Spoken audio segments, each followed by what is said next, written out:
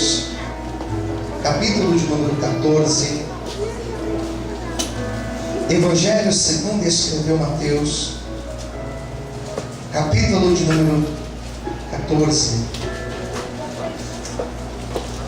Se você perceber que a pessoa que está no teu lado, seu irmão ou a sua irmã estiverem sem a Bíblia, seja gentil com ele, convida ele para ler junto com você. Evangelho segundo escreveu Mateus, capítulo de número 14. Posso ler? Quem já encontrou, diga amém. Amém. Nós não vamos ler todo o texto. Olha o que diz. Versículo de número 22. E logo ordenou Jesus que os seus discípulos entrassem no barco e fossem adiante para outra banda, enquanto despedia a multidão. Despedida a multidão, subiu o monte para orar à parte. E chegada já a tarde, estava ali só. O barco estava já no meio do mar, açoitado pelas ondas, porque o vento era, o que diz aí? Contrário. Leia mais alto, o vento era contrário. Mas à quarta vigília da noite, dirigiu-se Jesus para eles, caminhando por cima do mar. E os discípulos, vendo caminhar sobre o mar, assustaram-se, dizendo: é um fantasma, e gritaram de medo. Só até aqui. Senhor, meu Deus e meu Pai, venha falar conosco, Senhor. Venha revelar a Tua palavra para as nossas vidas. Venha ministrar os nossos corações. Nós não estamos aqui, Senhor, senão com o propósito de sermos direcionados pelo Teu Espírito. Revela o Teu querer, Senhor, e a Tua vontade às nossas vidas, em nome de Jesus. Amém. Você pode desocupar a sua mão e aplaudir forte ao Senhor. Você pode glorificar a Deus.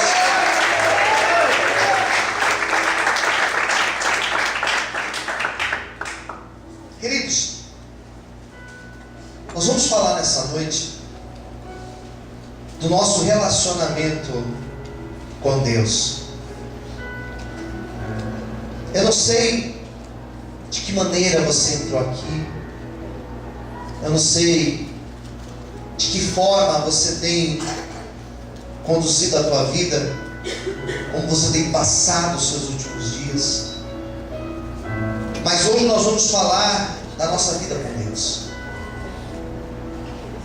E a nossa vida com Deus, a nossa intimidade com o Senhor, a nossa vivência com Deus, talvez seja o propósito, ou um dos principais propósitos pelo qual o Senhor nos trouxe aqui nessa noite, para falar em nossos corações. Esse texto que nós acabamos de ler é um texto que fala do começo do ministério de Cristo. Acredito eu que era uma experiência que eles tiveram no primeiro ano do ministério de Cristo. E o primeiro ano é tudo muito novo, essa primeira fase, começo, é uma expectativa que você cria, é o diferente, é o desconhecido. Por exemplo, eu participei com a minha esposa desse encontro de casais, e esse é o terceiro ano consecutivo que nós participamos. E o primeiro ano foi algo muito especial para nós, porque nós não conhecíamos, era uma experiência nova. Então você vai com um monte de expectativas Quem está entendendo? Diga amém. Você cria um monte de ideias na sua mente e chega lá, você vê, você comprova. O primeiro ano de uma faculdade é uma experiência diferente. Você nunca entrou, nunca esteve naquele ambiente, e de repente você se vê em um lugar onde você começa a aprofundar nos estudos. É uma experiência muito especial. Aqui no começo, os discípulos ainda estavam formulando, os discípulos estavam ainda amadurecendo a imagem que eles tinham acerca de Cristo. Quem era Cristo? Quem era esse Cristo? E quando nós falamos de Cristo, nós estamos falando daquele que é o Filho de Deus. Quem entendeu? Diga amém. E não só o Filho de Deus, mas nós estamos falando de quem é Deus. E no longo da história, Deus foi se revelando. Eu li um texto para vocês hoje em Gênesis que fala de Isaac, né? Deus se revelou para Isaac. Mas antes de Deus se revelar para Isaac, Ele já tinha se revelado para o pai de Isaac, que era Abraão. Então foi se revelando para Abraão, para Isaac, para Jacó, para Moisés, para Davi, para os demais reis, para os profetas. Deus foi se revelando.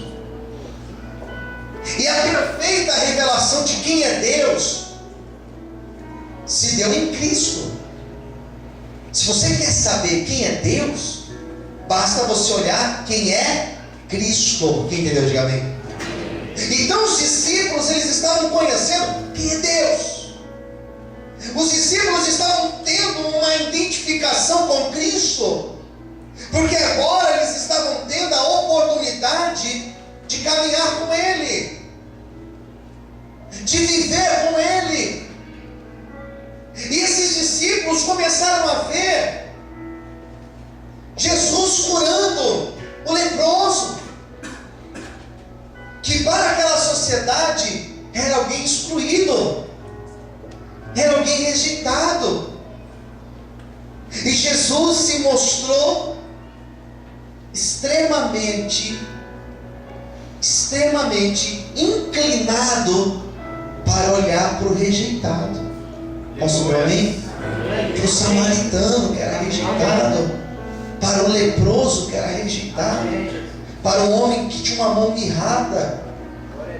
Começou a escolher discípulos para andar com eles, e entre os discípulos escolheu homens simples. Jesus, ele foi se mostrando, Deus foi se revelando, e os discípulos começaram a observar tudo aquilo, começaram a ver Jesus, como por exemplo, multiplicando os pães e os peixes. Eles foram tirando lições de tudo isso, eles foram tendo experiências em cima de tudo isso. E a nossa vida não é diferente, queridos. No dia que você levanta a sua mão e aceita Jesus, você não conheceu Jesus, você começou a conhecer quem é Jesus. E chegará um dia que nós o conheceremos em sua eterna plenitude, e esse dia será o dia que nós entrarmos pelo céu e adentrarmos na presença dele, olharemos para ele, como você olha na minha face, assim também nós olharemos para a face do nosso Cristo. Deixa eu perguntar, quem aqui está aguardando esse dia? Por favor, não levanta a sua mão, aplauda.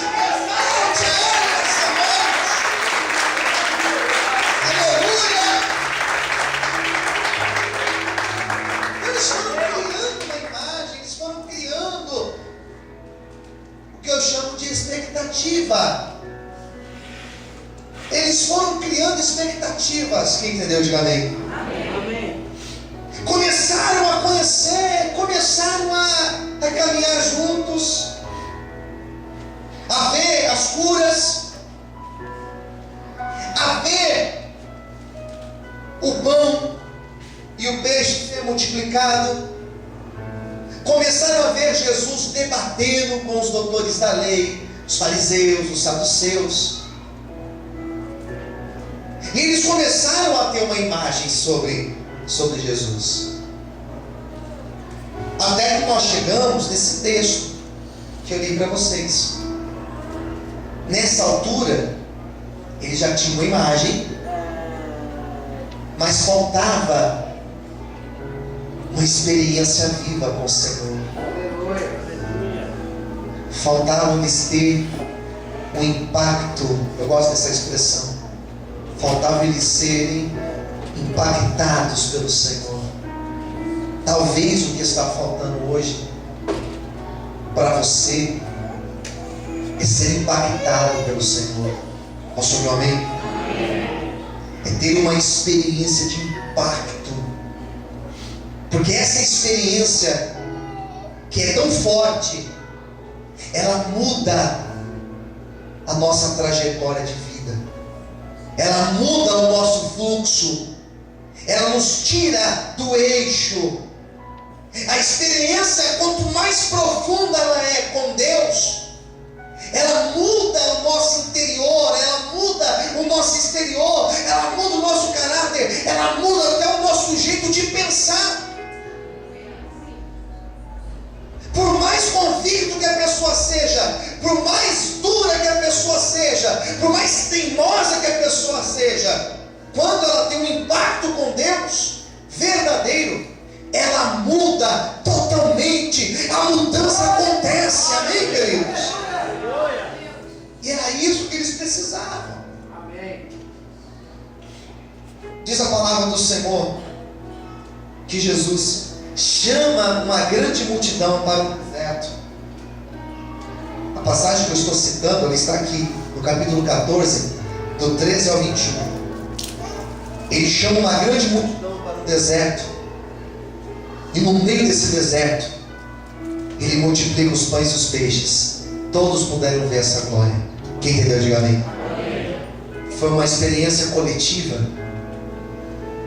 Ele sai dessa experiência e ele chama os seus discípulos para irem para um outro lugar, porque ele precisava orar, diz a Bíblia. E ao chegar nesse monte, diz a Bíblia, que ele não chama ninguém para orar com ele. Ele não chama Pedro, não chama João, não chama o Tiago, não chama nenhum dos discípulos. Ele foi sozinho orar. E ele olha para os discípulos e fala: vocês entram no barco, vocês atravessem lá do outro lado, lado de lá. Ele queria ter uma experiência sós com o Pai. E ele também queria ter uma experiência com os discípulos. Olha para quem está no teu lado e diga: o Senhor te trouxe nessa noite para ter uma experiência contigo. Bem, preste atenção agora. Quando ele despede a multidão, só para orar, os discípulos entram no barco para atravessar para o outro lado. Aqui começou o mistério. E a primeira palavra que eu quero destacar nesse texto, na verdade, são duas palavras, que diz no versículo 24: de um tal vento contrário. Vento contrário. Repita comigo: vento contrário. Amém? O texto não vai dizer que estava armando uma tempestade naquela ocasião. O texto não vai dizer que um vento que existia antes dos discípulos entrarem no barco. Preste atenção aqui. O texto vai dizer que simplesmente o vento ficou contrário. Parece loucura, irmãos, mas as maiores experiências que temos com Deus não serão experiências que nós teremos quando o vento estiver favorável. Traduzindo, quando tudo estiver bem. As nossas grandes experiências com Deus, elas serão quando o vento estiver contrário. E é preciso o vento ficar contrário às vezes na nossa vida. É preciso às vezes o vento soprar ao contrário, porque quando o vento sopra ao contrário, nós saímos da zona do conforto. Glória a Deus. Nós saímos do conformismo, nós saímos da beira, nós saímos das experiências rasas com Deus e começamos a buscar uma experiência profunda com Deus. Eles conheciam Jesus, de ver milagres acontecendo, eles conheciam Jesus, de ver o pão sendo multiplicado, mas eles precisavam conhecer Jesus na experiência do vento contrário. Aleluia. O vento é preciso ficar contrário às vezes, para as estruturas da nossa vida serem abaladas, para nós entrarmos em total dependência de Deus, para Deus nos mostrar quem são os verdadeiros e quem são os falsos que estão ao nosso redor. E eu quero nessa noite dizer para você que o vento que está contrário na tua vida, na tua casa, no teu casamento, na tua vida profissional, financeira, eu quero dizer que Deus vai se revelar para você como um Deus grande e poderoso. Quem crê nisso, bate palma e glorifica Ele nessa noite. Eu não estou ouvindo glórias. Você pode exaltar o Senhor?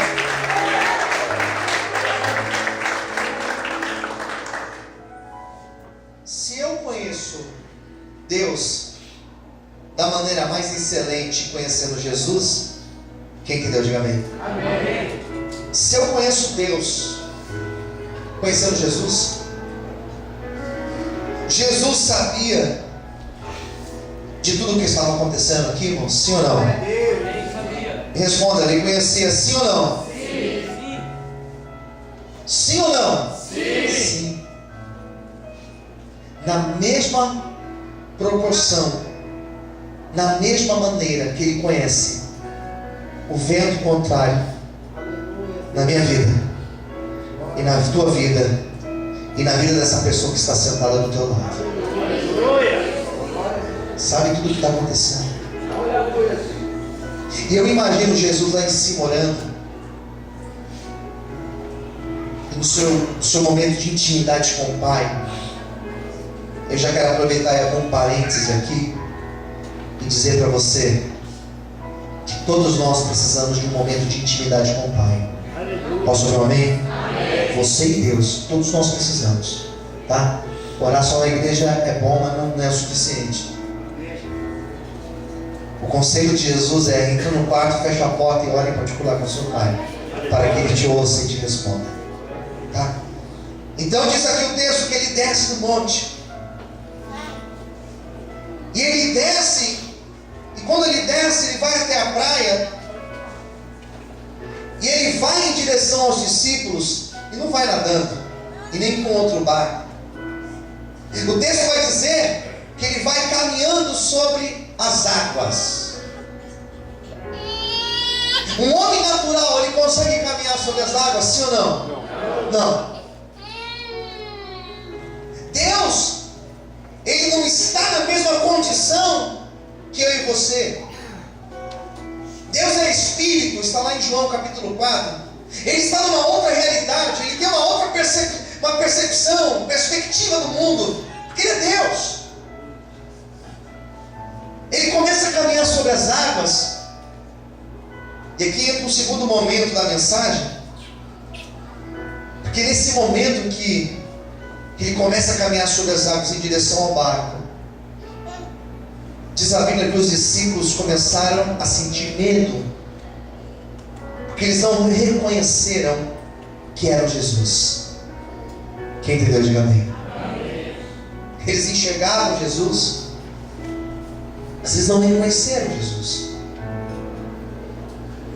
A fisionomia era de Jesus, A roupa era igual a de Jesus, porque era Jesus que estava ali. Mas eles não estavam identificando que era Jesus aquele que caminhava sobre as águas. Isso representa algo muito sério nas nossas vidas. Isso representa que em alguns momentos da nossa vida nós não enxergaremos Jesus no meio das nossas tempestades e dos nossos ventos contrários. Não é que você não vai enxergar Jesus, você não vai entender o agir de Jesus no meio do vento contrário. Quem entendeu, diga amém. É você olhar e falar assim: tá, qual é o propósito dele em tudo isso? E essa pergunta é uma pergunta que todos nós, em algum momento, em algum instante, você já fez. Qual foi o propósito? Por que ele permitiu isso? Por que tal situação aconteceu? E aconteceu agora na minha vida, quando tudo estava indo bem. Nós estávamos aqui navegando e de repente veio um vento contrário. E quando eu pensei que Jesus viria para ajudar, me aparece um negócio assustador aqui. Daí surge o medo, daí surge a insegurança, daí surge o desespero, porque os homens que estavam no barco, os 12 homens que estavam ali, os discípulos que estavam ali, eles começaram a sentir medo. E sentir medo é a razão pela qual nos faz viver. Só estamos vivos porque temos medo. Se nós não tivéssemos medo, nós já teríamos caído, morrido, tropeçado, atravessado a rua, sem olhar para os lados, porque nós não temos medo de nada.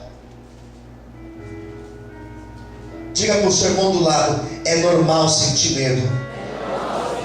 Fala assim para ele: não se culpe quando você sentir com medo.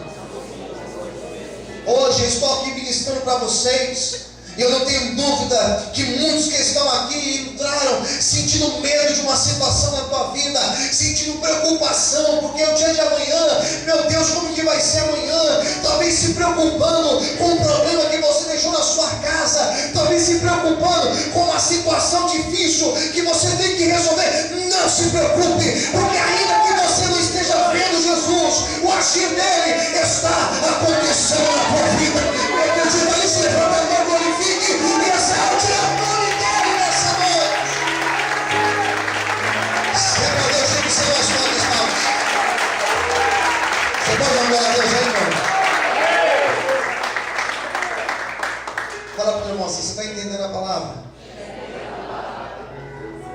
Então vai ter momento que a gente não vai entender. Isso é conhecer Deus. Posso ouvir amém? Amém. Isso é conhecer Jesus, irmão. Eu estudo a Bíblia. Meu primeiro curso de teologia, me formei em 2000, 14 anos. Estou fazendo outro curso agora, mas eu não entendo, eu não conheço Deus, irmãos. Não conheço nada de Deus. Quem entendeu, diga amém. Porque Deus é um mistério. Nós não compreendemos as engrenagens de Deus. Eles não estavam entendendo o que estava acontecendo. Eu vou entrar no último momento aqui. Eu pensei que estava mais cedo, mas já foi meu horário. Diz a Bíblia que Jesus, ele diz no versículo 27, Jesus, porém, lhes falou logo dizendo: tende bom ânimo, sou eu, não temais. Vamos dizer isso?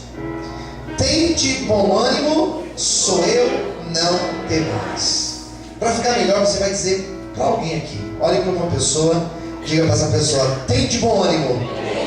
Diga assim para ele: não temas, porque o Senhor está contigo. Amém? Daí vamos completar aqui a leitura. Respondendo-lhe Pedro, e disse: Senhor, se és tu, manda-me ir ter contigo por cima das águas. Jesus disse: então vem. E Pedro, descendo do barco, andou sobre as águas para ir ter com Jesus. Então, quando Pedro ouviu aquela palavra, a experiência dos pães e dos peixes foi para uma grande multidão. A experiência do barco para 12 discípulos. A experiência de andar sobre as águas não foi para a multidão e nem para os 12, mas foi apenas para Pedro. Aleluia. São poucos que vão além de crer dessa forma. Quando Jesus falou: vem, Pedro desceu, foi desafiado a crer. Ele desce, ele caminha sobre as águas em direção a Jesus. Eu quero nessa noite profetizar na nossa vida, na tua vida, que no meio dos desafios que você tem passado, que no meio das tempestades que você tem sofrido, que no meio dos ventos de tribulação que você tem enfrentado, nós iremos vencer um Deus que permite desafios, que permite situações contrárias e adversas, mas em todo tempo Ele se mostra um Deus no controle. Em todo tempo Ele se mostra um Deus que está presente na tua vida para te sustentar e para te abençoar. Não conheço a dimensão das lutas da tua vida, mas eu conheço um Deus que é grande e poderoso para te fazer caminhar sobre as águas essa noite. Se você acredita nisso, levanta a mão, glorifique e aplauda Ele bem forte. Aleluia! Será que você pode aplaudir? Será que você pode exaltar o Senhor? Aleluia!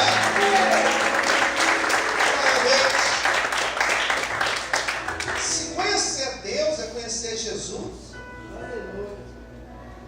Jesus desafiou Pedro, irmãos. Olha para o seu irmão e diga assim: o Deus que nós servimos, Ele sempre vem com propostas de desafios. Quem entendeu? Diga amém. Sabe o que é desafios? É aquele negócio assim, ó. Você crê ou você crê, meu amigo? Quem entendeu? Diga amém. Ou vai ou vai. E Pedro, eu creio, começou a caminhar sobre as águas. E o bonito da história, que seria muito épico, muito glorioso ver Pedro caminhando sobre as águas. A história poderia acabar aqui. Só que se Pedro afunda, irmãos, lá na frente. Posso ouvir um amém?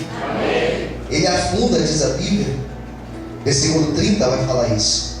Ele sente o vento forte, teve medo, começando a ir para o fundo. Ele clamou dizendo: Senhor, salva-me.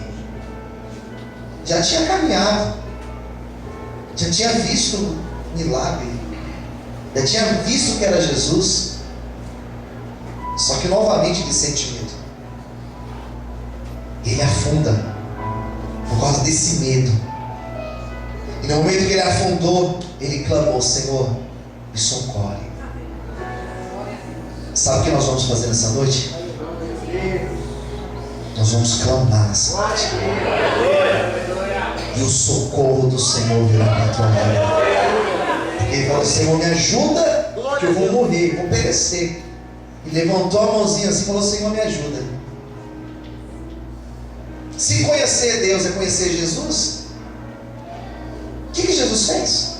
Olha o que tem no texto aí. Mais um minuto e eu encerro a pregação.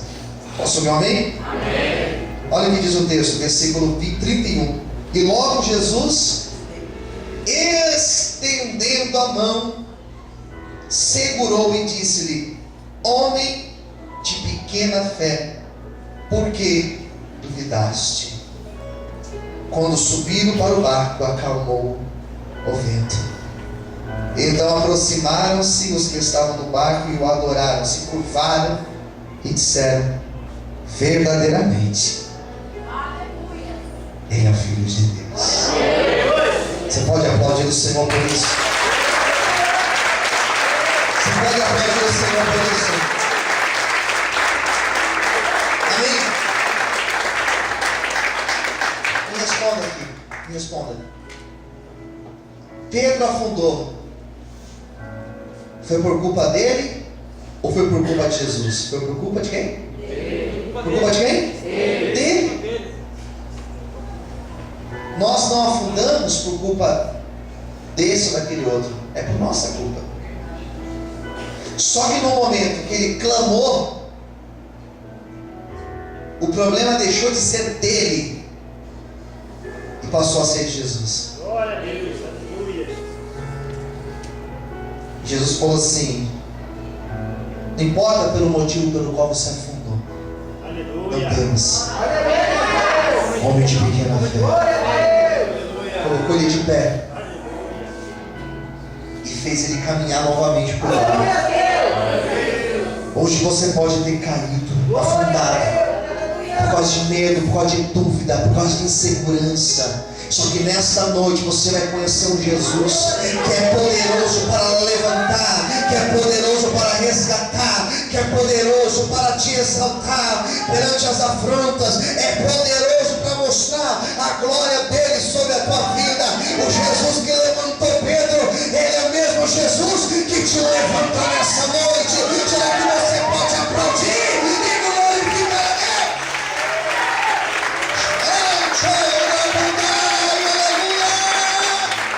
Será que você pode aplaudir? Será que você pode glorificar o Senhor? Aleluia! Sabe por que Jesus não deixou Pedro afundar de vez? Vamos ficar em pé, senão não acaba a pregação. Pergunte para o seu irmão: sabe por que Jesus não deixou Pedro afundar de uma vez? Me desculpa, mas eu não ouvi tua voz. Não ouvi. Deus está com um problema auditivo. Pergunte para o seu irmão: sabe por que Jesus não deixou Pedro afundar uma vez? Diga assim para o seu irmão: porque Jesus tinha uma grande obra na vida de Pedro. E ele tem uma grande obra na tua vida. Por isso que você está aqui nessa noite. Quantos podem levantar a mão e aplaudir e exaltar